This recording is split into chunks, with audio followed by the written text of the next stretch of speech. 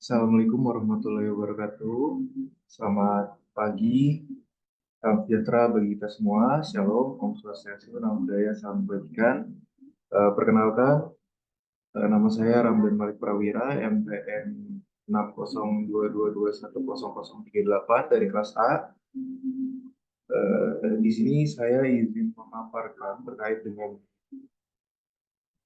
kerangka kerja psikologi bisnis. Dalam suatu bisnis, eh, kita memiliki yang namanya business framework, di mana business framework ini sama seperti tiga modal yang dibutuhkan agar bisnis dapat berjalan dengan sukses, yaitu strategic direction capital, organizational capital, dan human capital. Strategic direction capital itu sendiri yaitu kejelasan atau arah sebuah bisnis.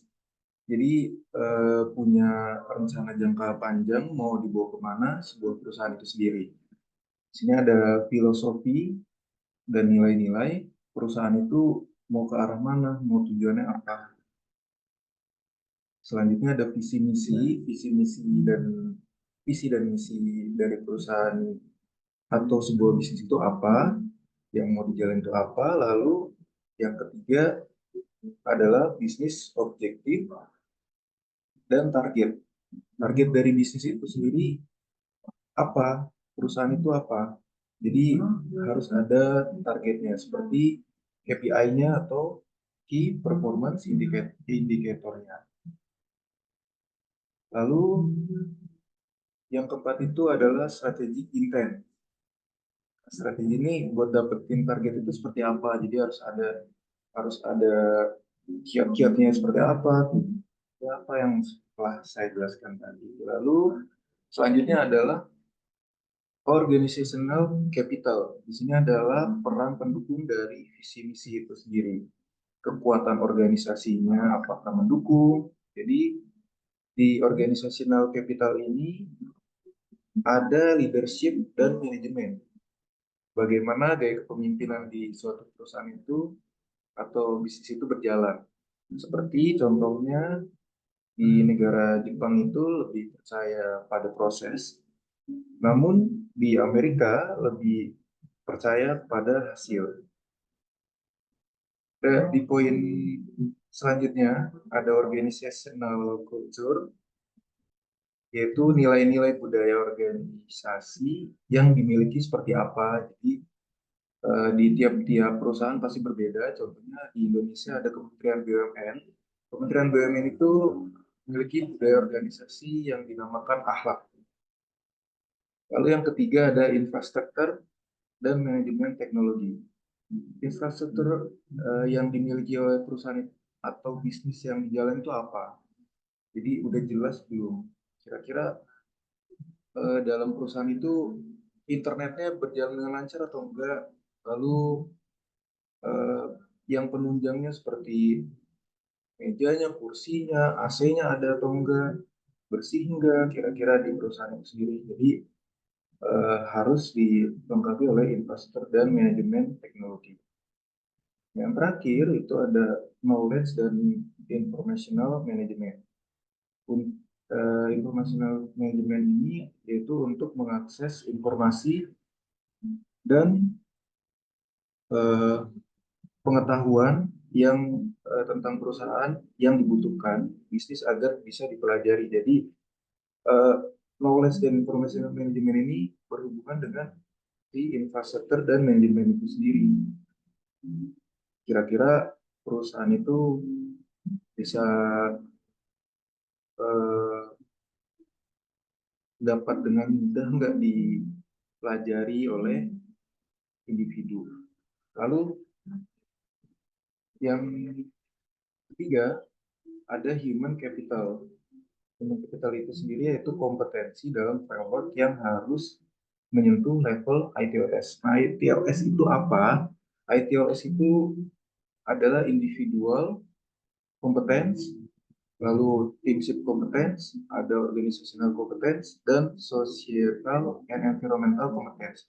Individual competence itu adalah apakah orang tersebut itu berkompeten secara individu.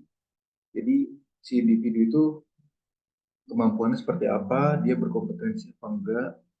Lalu ada teamship competence, bagaimana si individu dapat bekerja sama dalam tim atau enggak, bisa diajak bareng atau enggak dengan orang baru seperti apa. Nah, selanjutnya ada organizational competence. Jadi bagaimana si individu itu berkompetensi dalam organisasi. Contohnya orang SDM dengan marketing, orang marketing bisa paham tentang keuangan, orang keuangan bisa tahu produksi. Jadi dalam organisasi kompetensi ini adalah si individu itu bisa tahu target marketingnya berapa, target finance-nya itu berapa, walaupun bukan di bidang itu sendiri. Jadi antar individu bisa mengetahui atau bisa paham tentang bidang yang ditekuni oleh temannya. Lalu yang terakhir ada societal and environmental kompetensi, yaitu kemampuan bermasyarakat, bagaimana individu mengetahui lingkungan sekitar. Misalnya individu ini harus paham di sekitar itu, misalnya ada masjid, entah ada gereja, jadi individu itu harus paham sosial, harus bermasyarakat dan tahu di lingkungan perusahaan itu ada apa. Kompetensi, skill, knowledge, dan attitude itu merupakan ITOS yang ada, ITOS yang dapat kita pelajari dari poin-poin pada human capital. Setelah 3 kerangka kerja itu berjalan, maka akan menimbulkan produktivitas yang baik dan sejahtera secara psikologis. Karena cocok dengan tepatnya. Produktivitas dan psikologi well-being akan menghasilkan sustainable business dan happiness. Namun demikian, akan ada external forces yang mempengaruhi seperti inflasi, perang dagang, atau suatu konflik politik pada global. Jadi harus memiliki feedback dari external forces itu sendiri. Contohnya dari external forces itu adalah seperti kalau di Indonesia itu ada tapera yang berdampak pada psikologis karyawan. Karena bisnisnya itu berpengaruh, dapat mempengaruhi produktivitasnya, dan kondisi karyawan itu bisa terganggu. Dan hal ini juga bisa jadi penyebab dari konflik politik atau kebijakan ekonomi dunia. Misalnya di Amerika itu ada ketua federasi keuangan di sana yang bernama Jerome Powell pernah mengatakan suatu statement yang dimana statement itu bisa mempengaruhi tidak hanya ekonomi pada Amerika tapi juga ekonomi dunia, yang dimana dunia akan mengalami inflasi pada statementnya dia. Ini juga bisa berdampak pada para pebisnis seperti